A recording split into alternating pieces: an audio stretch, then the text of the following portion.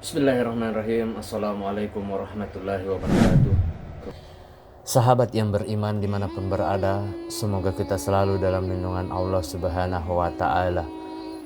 Pada kesempatan yang mulia ini, saya akan membahas tentang sejarah Masjidil Al-Aqsa dan siapa pendiri pertama Masjidil Al-Aqsa. Bismillahirrahmanirrahim. Allahumma salli ala Sayyidina Muhammad wa ala ali Sayyidina Muhammad.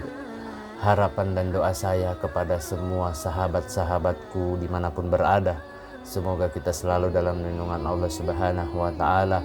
Semoga kita selalu dilancarkan urusannya dan dilancarkan rezekinya. Amin ya rabbal alamin. Sejarah Masjid Al-Aqsa merupakan salah satu masjid penting setelah Masjidil Haram di Mekkah dan Masjid Nabawi di Madinah. Kita perlu mengetahui bagaimana sejarah awal Masjid Al-Aqsa dan siapa pendiri pertama Masjidil Al-Aqsa. Dalam sejarahnya, Masjid Al-Aqsa tercatat dalam Al-Quran sebagai masjid tempat Nabi Muhammad SAW naik ke langit dan menerima perintah sholat. Peristiwa ini kemudian disebut sebagai Isra Mi'raj. Namun Masjid Al-Aqsa juga dipandang sebagai situs suci bagi kaum Yahudi. Berikut saya akan membahas sejarah Masjid Al-Aqsa.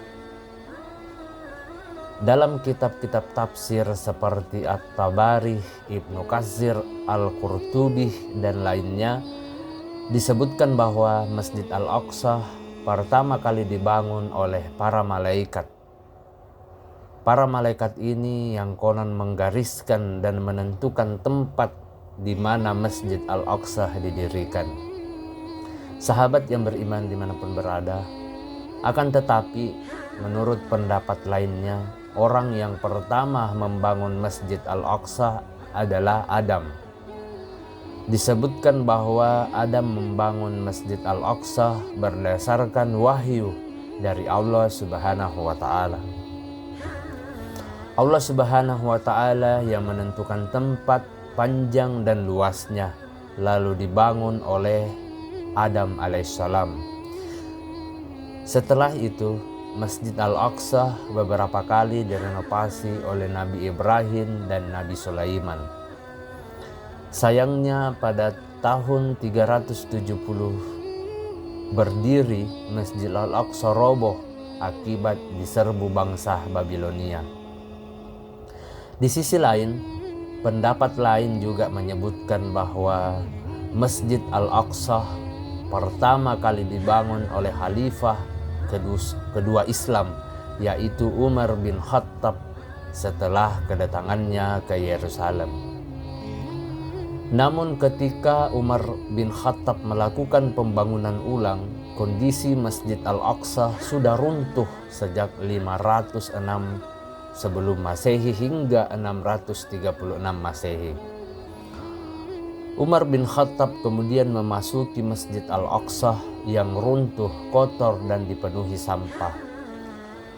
Lalu ia membersihkan sendiri masjid itu dan membangun sebuah masjid baru dari batu dan kayu di tempat Masjid Qibli atau Kiblat sekarang. Sahabat yang beriman dimanapun berada, sementara itu Khalifah Al-Umawi Abdul Malik bin Marwan melakukan pembangunan Masjid Al-Aqsa mulai 650 Masehi dan selesai pada 72 Hijriah. Kemudian anaknya yaitu Walid bin Abdul Malik menyempurnakan bangunan-bangunan lain hingga 86 Hijriah.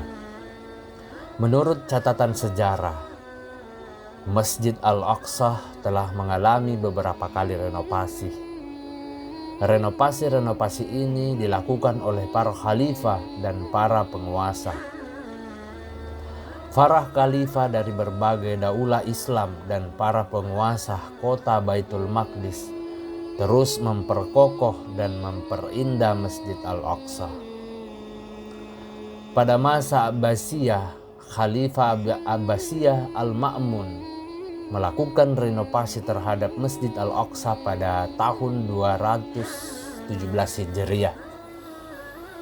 Kemudian Masjid Al-Aqsa juga mengalami renovasi pada masa Daulah Fatimiyah. Lebih lanjut pada masa Dauliyah Makmul dan Daulah Utsmaniyah, Masjid Al-Aqsa juga mengalami sejumlah perbaikan. Sahabat yang beriman dimanapun berada, semoga kita selalu dalam lindungan Allah Subhanahu wa Ta'ala. Beberapa menara bangunan-bangunan baru dan menara-menara azan didirikan. Mengenai pemeliharaan Masjid Al-Aqsa sendiri, di dalam area masjid terdapat 200 ruang belajar, 10 masjid, beberapa gerbang, 2 menara azan, beberapa madrasah, beberapa lapangan, tempat azan, beberapa kubah, dan tempat duduk. Manajemen pemeliharaan Masjid Al-Aqsa sendiri dipegang oleh Komisi Islam Khusus yang menginduk pada pemerintah Yordania sejak tahun 1954 dan di bawah pengawasan Kementerian Wakaf Palestina. Sahabat yang beriman dimanapun berada, pada masa Perang Salib, Masjid Al-Aqsa sempat mengalami kerusakan hebat. Tentara Salib Nasrani datang dan menjajah Al-Quds pada tahun 1099 Masehi. Mereka merusak Masjid Al-Aqsa dan mengubah menjadi Masjid Quba As-Sakhurah sebagai gereja. Selain itu, mereka juga menjadikan lapangan masjid dan tempat-tempat sholat sebagai kandang kuda dan gudang senjata. Mereka bercokol di Masjid Al-Aqsa selama 88 tahun dan meruntuhkan banyak bangunan. Namun pada tahun 1187 Masehi, tentara Salib berhasil diusir setelah Panglima Muslim Salahuddin Al-Ayyubi datang. Setelah tentara Salib pergi, Ayyubi membersihkan semua benda yang ditaruh tentara Salib dan mengembalikan Masjid Al-Aqsa seperti semula. Sahabat yang beriman dimanapun berada, penting bagi Israel dan Palestina. Ini kenapa? Karena Masjid Al-Aqsa dianggap penting bagi Israel dan Palestina karena di dalam kompleks ini terdapat beberapa kuil suci yang menggambarkan keyakinan mereka. Palestina adalah negara yang mayoritas pendukungnya beragama Islam, sedangkan Israel didominasi oleh kaum Yahudi. Masjid Al-Aqsa dianggap penting bagi umat Islam karena diyakini sebagai tempat Nabi Muhammad SAW melakukan perjalanan Isra Mi'raj.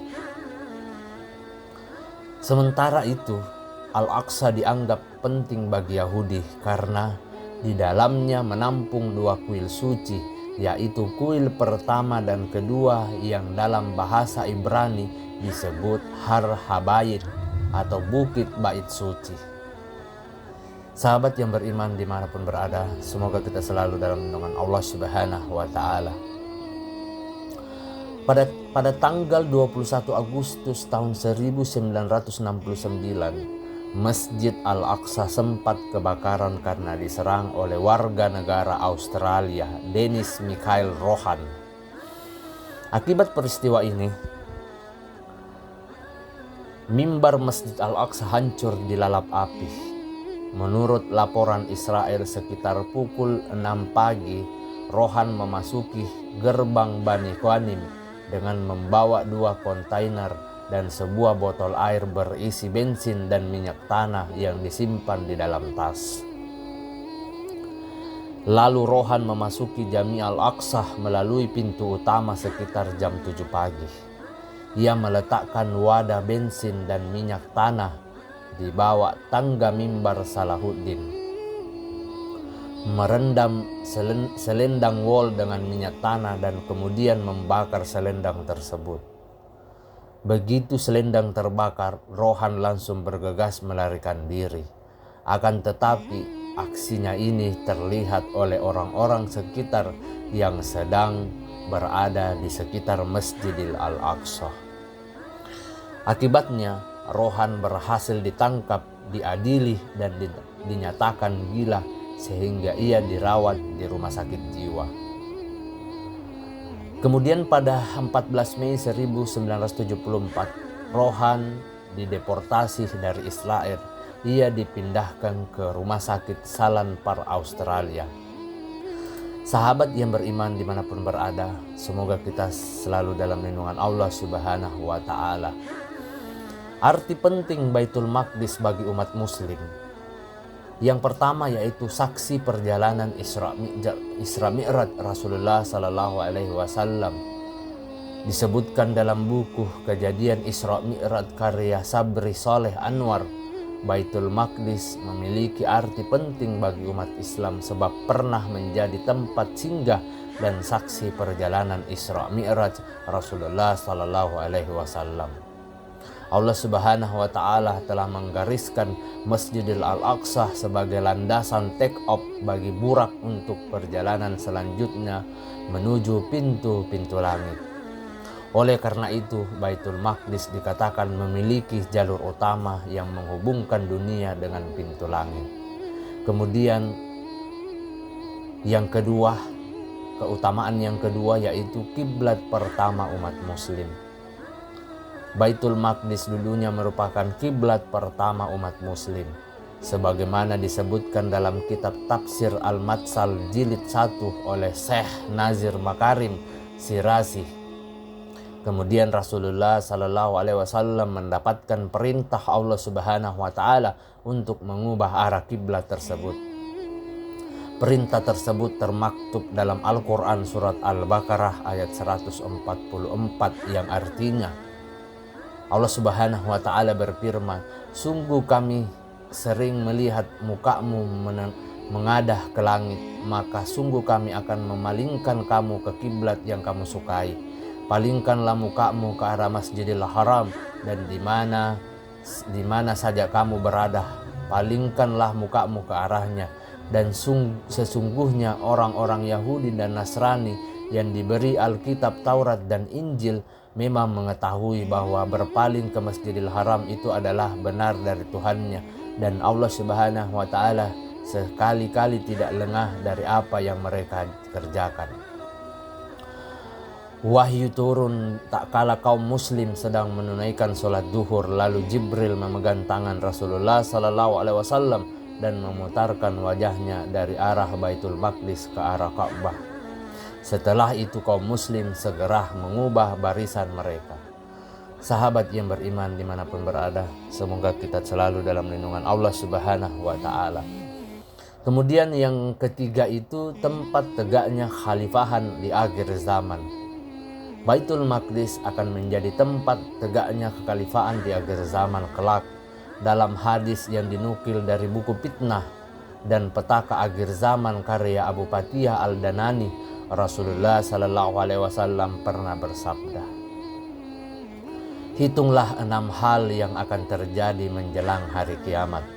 Kemudian beliau menyebutkannya, di antaranya adalah penaklukan Baitul Maqdis. Hadis riwayat Bukhari nomor 3176. Penaklukan Baitul Maqdis sebelumnya telah terjadi di masa kekhalifahan Umar bin Khattab pada tahun 16 Hijriah. Di sana ia membangun sebuah masjid menghadap ke arah Baitul Maqdis. Akan tetapi penaklukan Baitul Maqdis ini juga akan terjadi untuk yang terakhir kalinya di masa Al-Mahdi, yaitu pada akhir zaman kelak. Itulah Baitul Maqdis menjadi tempat bersejarah serta memiliki arti penting bagi umat Islam. Semoga bermanfaat dan menambah wawasan apa yang saya sampaikan pada kesempatan kali ini. Mohon maaf apabila ada salah kata ataupun ucapan dalam video ini. Perlu kita ketahui bahwa kebaikan hanya datang dari Allah Subhanahu wa Ta'ala. Kesalahan serta keburukan datang dari saya pribadi. selaku manusia biasa yang tidak pernah luput akan kesalahan. Akhir kata, subhanakallahumma bihamdika asyhadu an la ilaha illa anta astaghfiruka wa atubu ilaik. Wassalamualaikum warahmatullahi wabarakatuh. Jangan lupa like, share, dan subscribe.